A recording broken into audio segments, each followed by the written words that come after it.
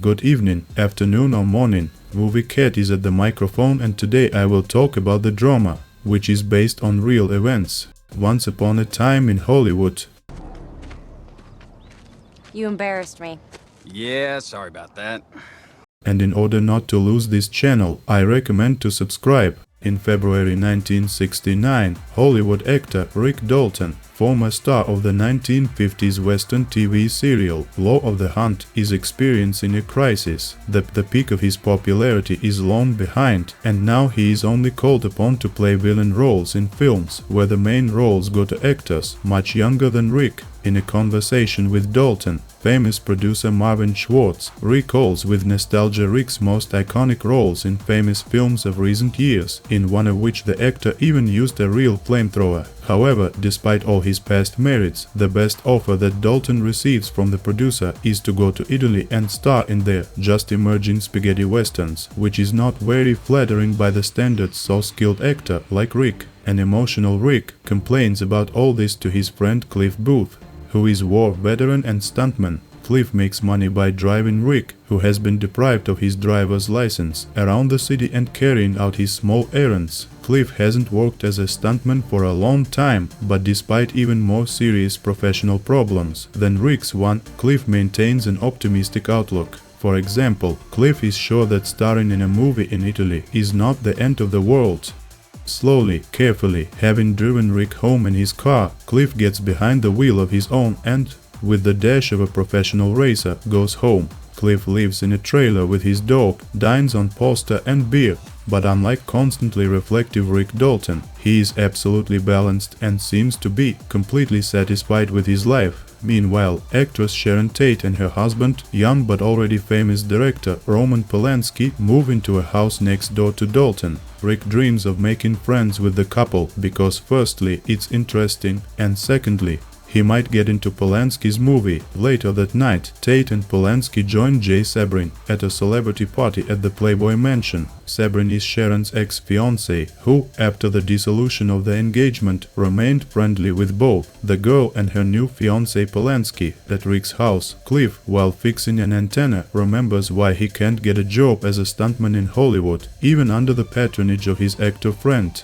All because of an ill-fated impromptu sparring session with Bruce Lee on the set of the series The Green Hornet. During the sparring, the car of Randy's wife, the stunt director, was damaged. The fact that Cliff almost crippled the main star of the series was also not lost on the filmmakers, and because of this incident, Randy drove the stuntman from the set. In addition, for some reason, there was a persistent rumor among people that Cliff Booth killed his wife, and since the Hollywood community is small, he has not been able to get work on the set for several years. "It's my own fault," says Cliff out loud. At this moment, Cliff sees from the roof how the long-haired guy stops at Polanski and Tate's house, looking for the man who used to live in their house, but Sebring drives him away. Jay Sebring, like Sharon Tate, watching this, does not yet know that they kicked out Charles Manson, the leader of the sectarians, who in exactly half a year will come here for the lives of Tate, Sebring and everyone they find in the house. Rick Dalton, having received the role of a villain in the next project, during one of the scenes cannot cope with his dialogue due to alcoholism. After an emotional breakdown in his trailer, Dalton returns to the set and gives a powerful performance that impresses the director and co-stars, bolstering Rick's self-confidence. Later, in Dalton's car, Cliff picks up a young hitchhiker nicknamed Pussycat and willingly agrees to give her a ride when he learns that she needs to go to the Spawn Ranch, which is owned by his old acquaintance, George Spawn, who used to give his ranch available for filming. Pussycat shows Cliff the ranch and introduces him to some of the residents, but he sees a large number of hippie girls on the ranch and he suspects that they have occupied the territory without the permission of the owner, George Spawn. Cliff insists on going into the main house and seeing the old man, despite the persistent objections of the girl from the community, who lives with old Spawn. Going inside, Cliff finds the blind Spawn, who can hardly imagine who is talking to him and about what, but at the same time, he assures that the hippies are taking good care of him.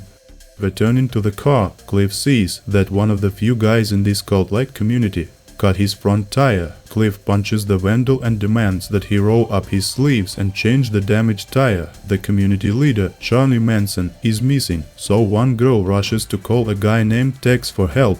But when he arrives on horseback, Cliff has already left. Meantime, Sharon Tate goes for a walk and decides to stop at the cinema to watch herself in one of the movies. In the evening, Rick and Cliff sit down to watch the TV series FBI, where Dalton starred. Cliff leaves a drug cigarette in the Rick's box for some suitable day in future. Dalton, having finished with the next role of a villain, is reluctant, but decides to accept the producer's offer to star in Italian westerns. Rick, who still thinks spaghetti westerns are the bottom of the film industry, takes Cliff with him and they fly to Rome for 6 months. In August, upon returning to San Francisco, Dalton managed to star in 4 films and married a young Italian, Francesca Capucci. Due to his marriage and low demand in Hollywood, Dalton is having financial difficulties and informs Cliff that he can no longer afford his services and unfortunately they will have to go their separate ways. Cliff has no idea what to do next. The only thing the two friends know for sure is they are going to get dead drunk tonight. On the same day, friends come to stay with Dalton's neighbor, Sharon Tate, who is now 9 months pregnant. Cliff picks up his dog, Brandy, from foster care and brings her to Rick's house to guard the sleep of the beautiful Italian Francesca,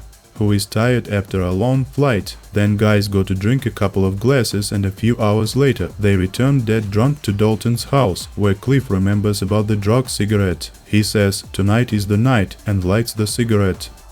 Meanwhile, hippie cultists, Tex and 3 girls park noisily with their old Ford at Dalton's house. Dalton hears the car without a muffler and gets out and angrily orders them leave the private road. They move literally 100 meters away. The cultists must kill everyone who lives in Sharon Tate's house, because their leader Charlie Manson told them so. However, one of the girls persuades the others to first attack Dalton, whom she recognized by sight, because Rick played a lot in westerns, where he killed other heroes, which means it was he who taught the younger generation to kill, according to cultist girl. At the last moment, apparently the girl leaves stuffed with drugs under the pretext, "Oh, I think I forgot the knife in the car," steals Tex's car and drives away. The remaining 3 go to realize their terrible plan. They break into Rick's house, take his wife hostage and encounter Cliff, drugged by an acid cigarette, who at first perceives them as hallucinations, and a little later he remembers a meeting with cultists